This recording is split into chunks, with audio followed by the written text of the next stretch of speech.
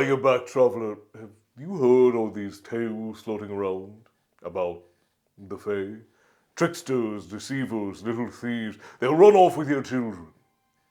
But are they evil? That is a question that has haunted storytellers for centuries. You see, the Fae are not evil like some villain in a children's fairy tale. No, but they are dangerous. Dangerous and unpredictable. So if you've been here before, you know the routine. Pull up a chair, fill your cup.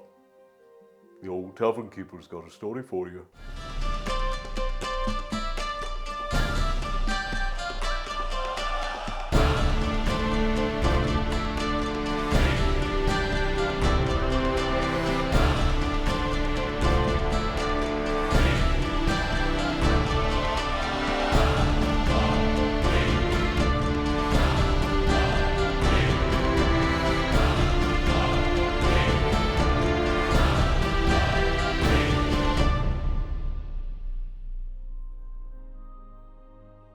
So first and foremost, where do all of these stories come from?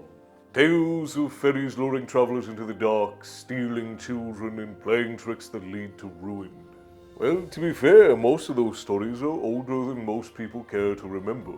The truth is that they come from a time when the world was a very different place.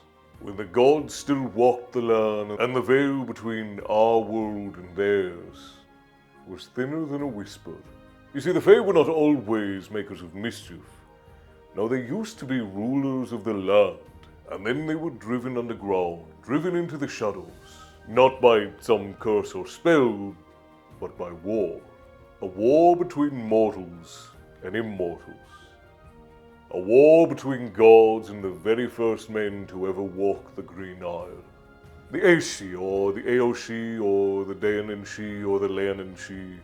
They go by many names nowadays. They are also known as the Fair Folk, the people of the mounds, or the little people beneath the hills. And they are deeply rooted in Irish mythology. But they weren't always feared, though. Once they were revered as the Tuatha Dé Danann, the tribe of Danu.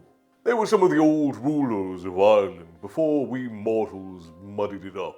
But after their defeat, they retreated beneath the hills, and they eventually became the stuff of legends. And some still saw them with wonder, but most began to look on them with fear and paranoia over time. You see, the Aishi were tied to the land itself, and in some darker stories, they became associated with places of power and linked to dark figures, the likes of Crom Coch. But truly, they were never creatures of darkness. They were simply remnants of an older time, a wilder time. And to truly understand the Fae, you have to go back. You have to go back a long ways to when they were still the Tuatha Dé Danann. And those of the tribe of Danu, the Tuatha themselves, were more than just gods. They were a part of the land itself. Each one embodied and ruled over a force or aspect of nature. You see, Danu was the great earth goddess, and her children, they ruled over the natural world. And before humans claimed the land, it was the Tuatha Dé who ruled over Ireland. Not rulers who sat on thrones, but forces of nature. Quite similar to the way a great lion rules over a savanna. And they fought with the Fomorians, great giants and agents of chaos. And they won. But victory never lasts forever. Eventually, the Malaysians, the sons of Mil, and the Gaels would come into Ireland, and they would bring with them a new era, the era of men.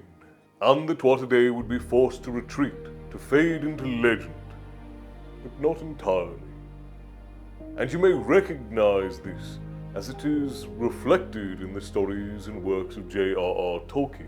He took a great many inspirations from mythologies all around Europe and Scandinavia. But yes, not all golden ages can last. When the Malaysians and the Gaels arrived, they fought with the Tuatha Dé Danann. And while the Tuatha Dé Danann fought formidably, they knew their time had come to the end. And Manannán mac Lir would barter a deal. The Tuatha Dé Danann may have been gods, but the writing was on the wall. They didn't want to fight in endless wars forever and ever.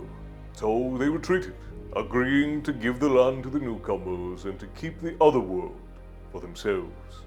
The hills and the mounds and the places that were hidden from human eyes. And eventually they would become the Aesi, retreating beneath the mounds and their halls vanishing from sight. And with time, the gods became the fair folk, the fairies. Less gods and more spirits of the land. Still tied to Ireland, but no longer ruling it. And when the Tuatha Dé faded, the land changed. Their golden halls, once so bright, dimmed as they retreated beneath the earth. And in the dark, the stories changed. Mortals began to forget. And what were once tales of gods and ancestors became whispers of spirits. And the Aesi were no longer revered as they once were. And with each generation, the stories grew darker, more paranoid, more frightening. And when St. Patrick came, the old gods became cast in a new light.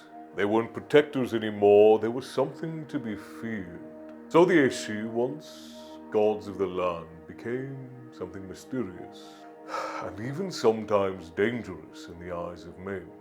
The Fae, as we know them, were born out of fear. So, how did the Fae become evil? Well, to be perfectly honest, it wasn't them that changed, it was us. As the old ways faded and changed and people became more civilized, they became disconnected from the land.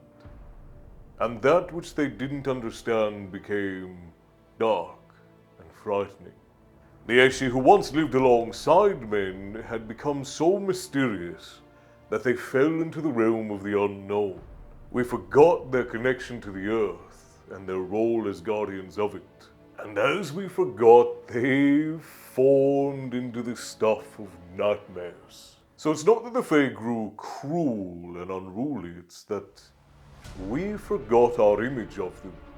What we had once revered became what we feared. But you should never forget, traveler, as you go about the world, that they never really changed. They're still the same old beings tied to the land, to the old ways and to the balance of nature.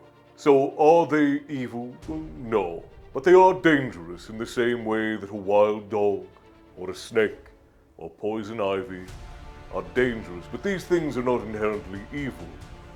They are merely forces of nature that should be revered and respected.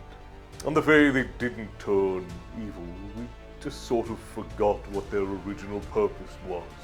They are now lost to the mist of time. But if you listen carefully, in the hills and in the woods, and even in the quiet of an old stone circle, you still might hear them. You still might hear a remnant of their soul.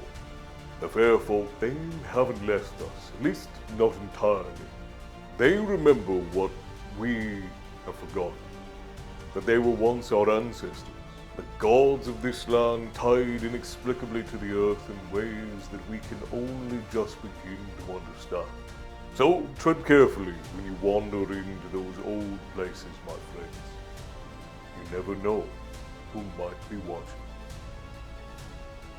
And until next time, stay bloodthirsty.